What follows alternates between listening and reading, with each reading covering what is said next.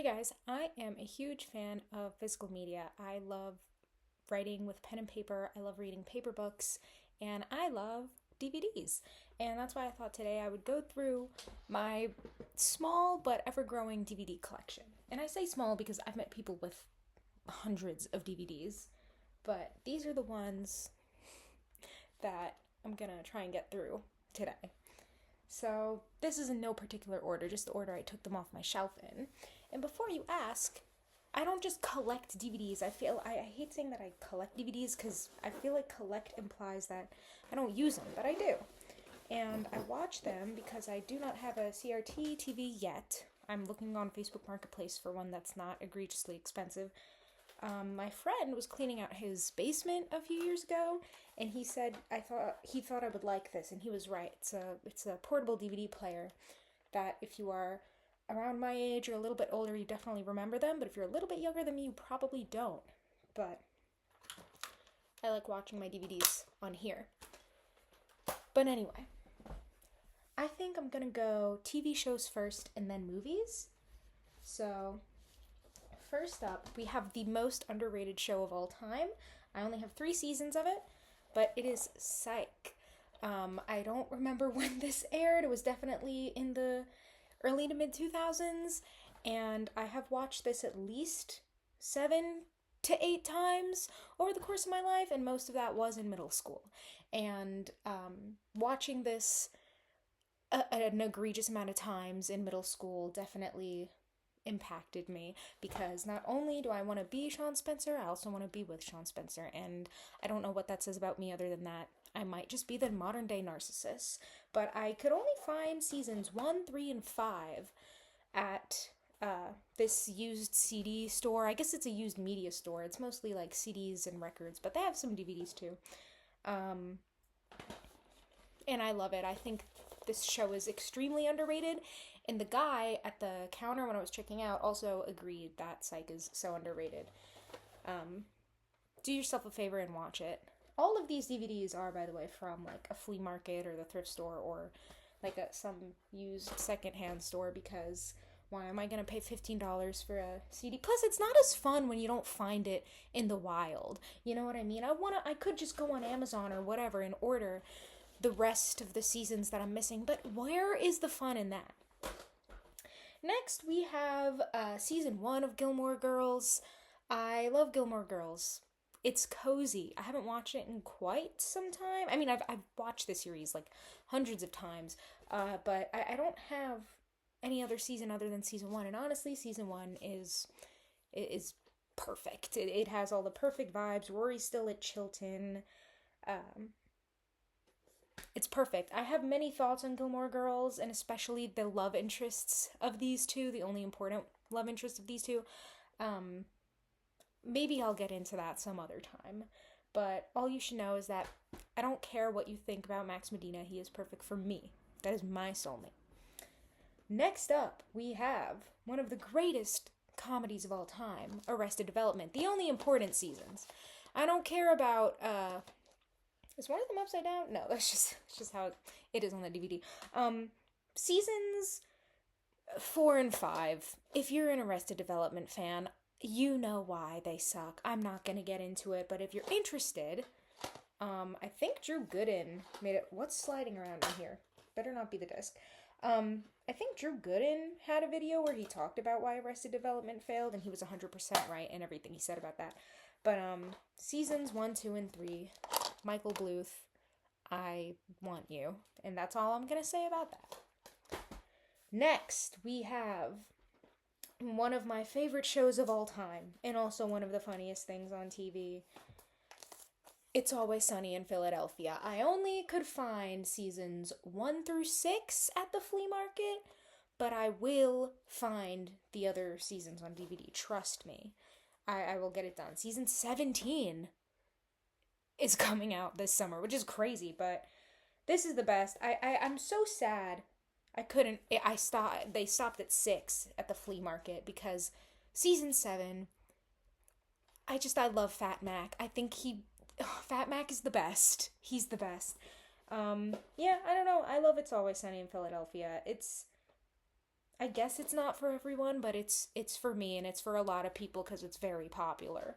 But I love it. Those are all the shows I have. So now we're getting on to movies, and I'll have more to say about the movies.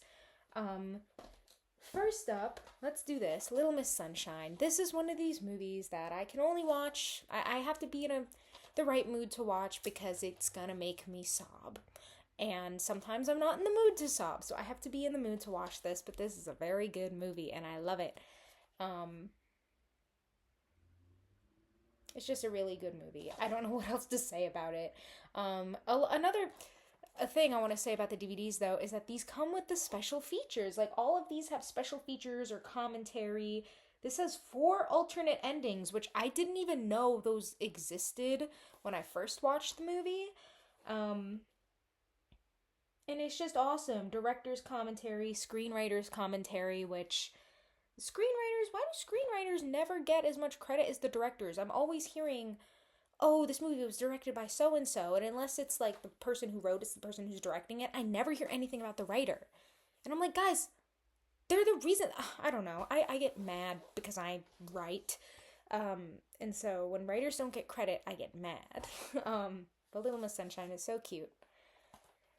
That's a good movie. This movie, listen, I have a lot to say about this next movie because sometimes the film bros are right, but like I'm not even giving this one to the film bros because okay. Fight Club, I need to explain myself on this. I did not watch this in a film bro way. I watched this in a Ryan Ross has influenced everything I've ever done, and Ryan Ross was a big fan of Chuck Palahniuk, who wrote the Fight Club book, which might not be on this shelf, but it might be on my other shelf. But you can see I have several books by this author who wrote Fight Club, and I read several of his books before Fight Club, and then I read Fight Club, and then I watched the movie.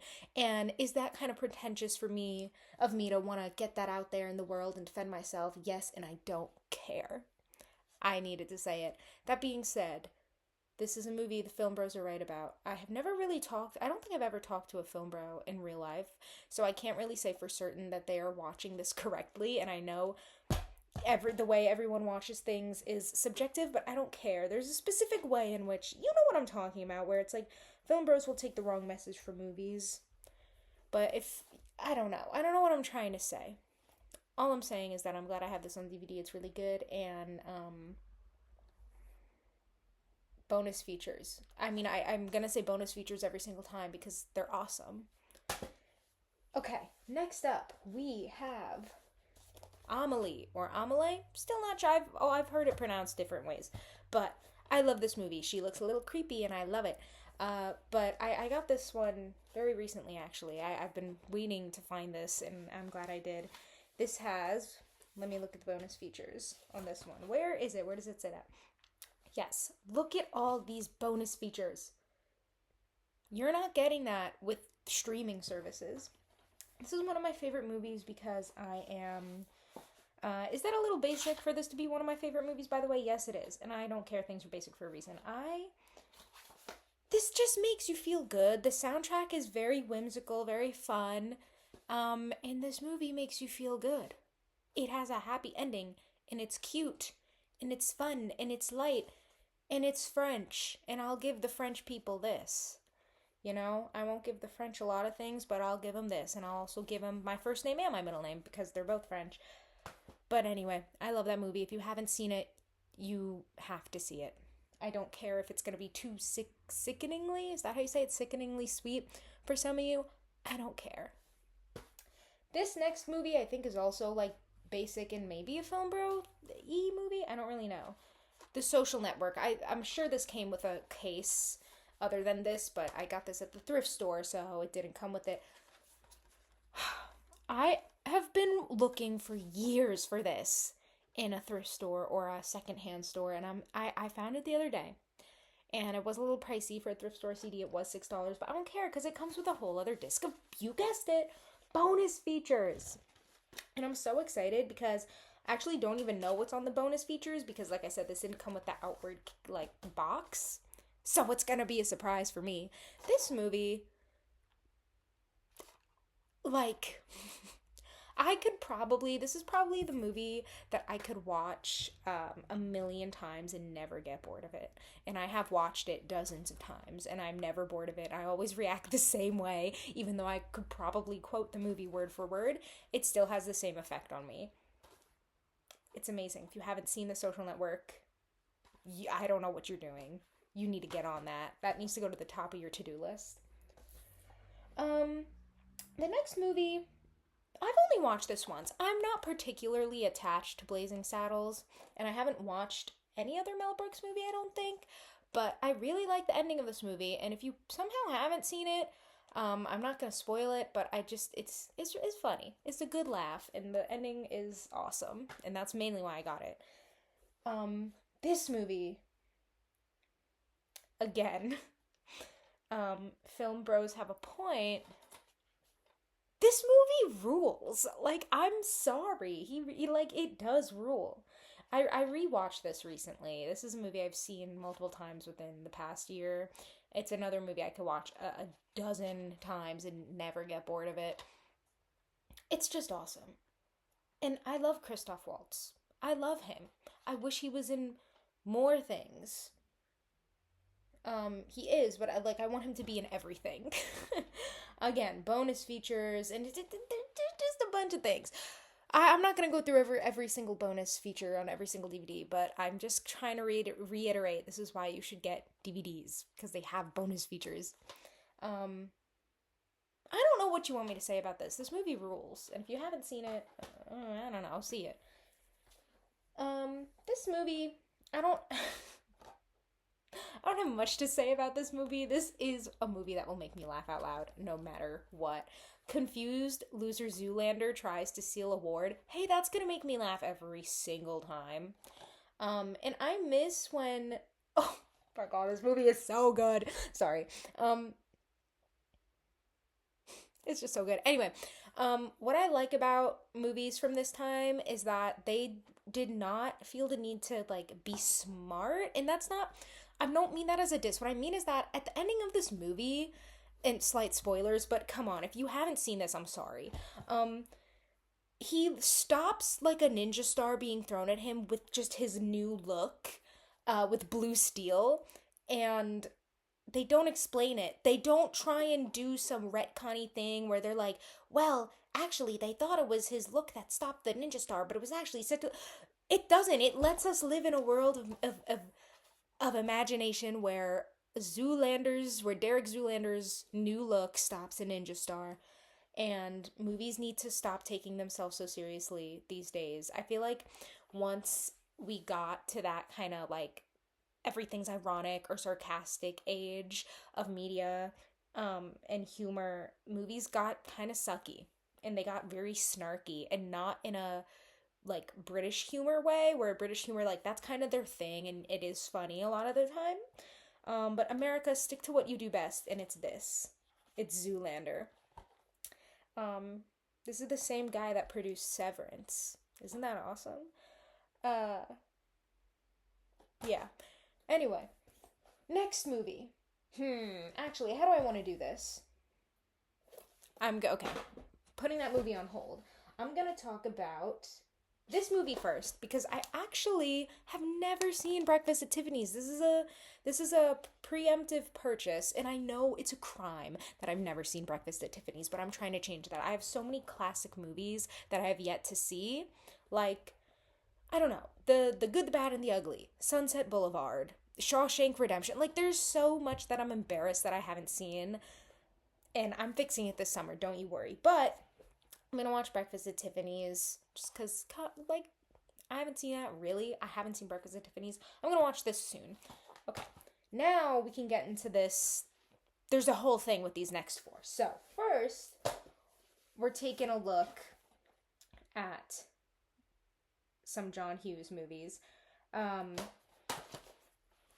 We got Pretty in Pink. We got The Breakfast Club. We got 16 Candles. Let me talk about them all separately, and then I'm gonna explain why they're related to the fourth movie. So first off, we have Pretty in Pink, the Everything's Ducky edition. Ducky, one of the best fictional characters ever. I don't care, I love him. He's just a hoot and a holler. It's totally packed with special features, of course. And it's just, I don't know. How can you not like Pretty in Pink? It's a fun movie. And the thing with John Hughes movies is that, well, hold on. Let me save that thought until I get through all of them.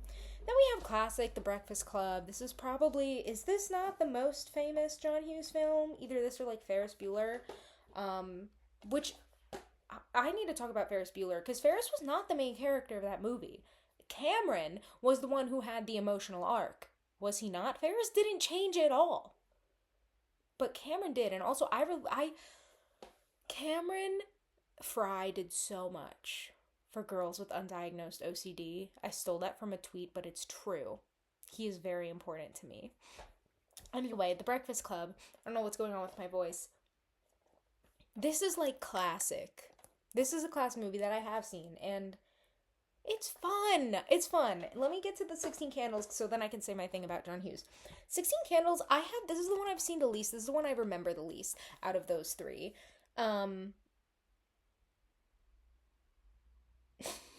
Sorry, I'm reading the back.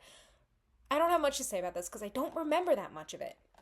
But my thing with all John Hughes movies is that the perfect time and condition to watch this is when you are a high school girl, a 15-year-old high school girl. And if you have never been a 15-year-old high school girl, I'm sorry that you're not going to know what it's like to watch this as that person. If you are going to be a 15-year-old high school girl, I strongly recommend watching all of the John Hughes movies because that is the perfect time to watch it.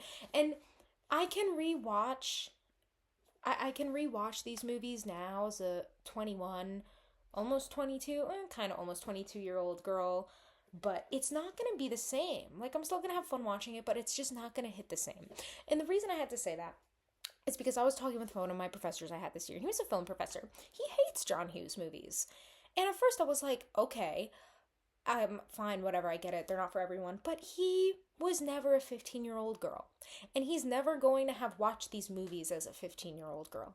So it doesn't have the same impact on him. You know what I mean?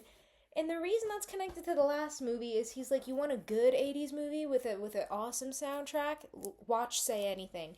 And I did watch Say Anything. This is also a new purchase, you could tell, because I haven't taken it out of the plastic. It did come like this. It was very nice. This looks new. I don't think anyone ever opened it, but it was $3. This movie was strange to me. Maybe I need to rewatch it. It was really devastating to watch this though, because Lloyd Dobler's not real, and I'm not kidding. I've said this about many characters, but I do think that he might be the ideal guy. I think he really is. Just for like so many reasons I can't even articulate right now because I've been talking for too long, but this was interesting. I maybe do have to give it another listen, but it did have a good soundtrack. I will give my film professor that. Anyway, I feel like I didn't say anything that interesting this video. I just wanted to talk and hear myself talk, I guess, and talk about movies and TV and DVDs. Let me try and lift these all up again without spilling any of them. I love my DVDs. I would use VHS tapes if I had a CRT TV. Once I get one, trust I will also be purchasing some VHS tapes. But that's it. Maybe next time I go through my CDs. Okay, bye.